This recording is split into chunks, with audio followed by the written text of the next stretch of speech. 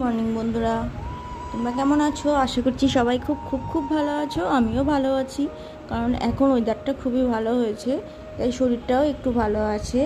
তো চলো, আজকে চলে আসলাম একটা অন্যরকম ভিডিও নিয়ে। তোমাদের সবাইকে দুষ্টু অ্যান্ড শান্তা ক্রিয়েটার্স চ্যানেলের পক্ষ থেকে অনেক অনেক ভালোবাসা এবং ওয়েলকাম। তো দেখো, আজকে কেমন সুন্দর বৃষ্টি হচ্ছে, মেঘলা ওয়েদার, দারুণ লাগছে। চারিদিকে একটা বৃষ্টির আওয়াজ আসছে, তো ভীষণই মনটা আজকে ভালো হয়ে গেছে। তো দেখো, প্রতিদিনকার মতো বাসনগুলো আমি সব মেজে ফেলেছি। এবারে আমাকে রান্না করতে হবে, সকালে পুজোটাও করে নিয়েছি। তো দেখো, আজকে আমি একটু রুই পোস্ত বানাবো। তো দেখো, মাছগুলো ভালো করে ধুয়ে নিয়েছিলাম, মাছগুলো বাজার থেকে কেটে নিয়ে এসেছিলো। তো ভালো করে ধুয়ে নিয়ে একটু লেবু রস মাখিয়ে দিলাম। এরপরে আমি একটু নুন মাখিয়ে দিলাম। মাছগুলোর মধ্যে আমি আজকে হলুদ দেব না। দেখো, নুনটা ভালো মতো আমি মাখিয়ে নিচ্ছি। কড়াইয়ে তেল বসিয়ে দিয়েছি, তেলটা গরম হয়ে গেছে। আমি মাছগুলোকে এবার এক এক করে ছেড়ে দিলাম কড়াইয়ে এবং একটু ভেজে নেব।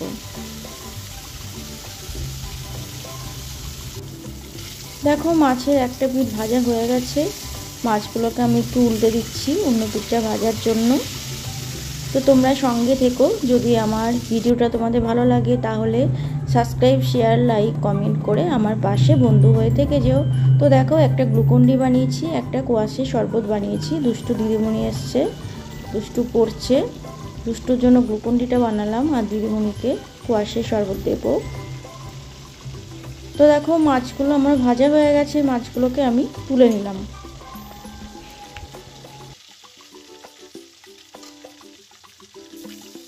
বাকি যে মাছগুলো ছিল সেগুলো আমি তেলের মধ্যে ছেড়ে দিলাম।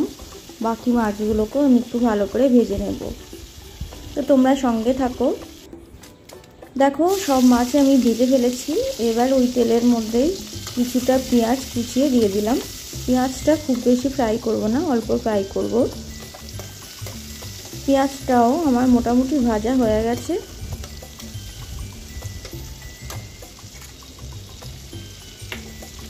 এবার আমি এর মধ্যে লঙ্কা কুচিয়ে দিলাম এবং একটা গোটা টমেটোকে কুচিয়ে দিলাম, কারণ এই মাছটার মধ্যে একটা টকটক ব্যাপার থাকবে। এবার পোস্তটা আমি ঢেলে দিলাম। তোমরা এই রেসিপিটা বাড়িতে বানিয়ে দেখতে পারো, খুবই সুন্দর খেতে লাগে। তোমরা নিশ্চয়ই সবাই মোটামুটি বানাও এই রকম রেসিপি। তো বাটির ধোয়ার যে জলটা আমি সেটা এর মধ্যে দিয়ে দিলাম। একটু ফুটে উঠবে, আমি এর মধ্যে ক্যাপসিকাম কুচি দিয়ে দিলাম।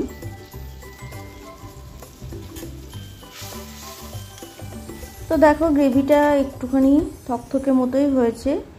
তো আমি এবার এর মধ্যে কিছুটা লেবু রস দিয়ে দিলাম। এবারে আমি এর মধ্যে মাছগুলোকে সব ঢেলে দিলাম। এটা একটু নরম হবে, মাছগুলো একটু উল্টে পাল্টে দিচ্ছি যাতে ঝোলটা ঢোকে। তো দেখো, এবারে আমি একদম শেষে যেটা দেব সেটা টক দই। টক দইটা এই কারণেই শেষে দেব যে টক দইয়ের যে ফ্লেভার, সেই ফ্লেভারটা মাছের মধ্যে থাকবে, খেতেও খুবই সুন্দর টেস্টি হবে।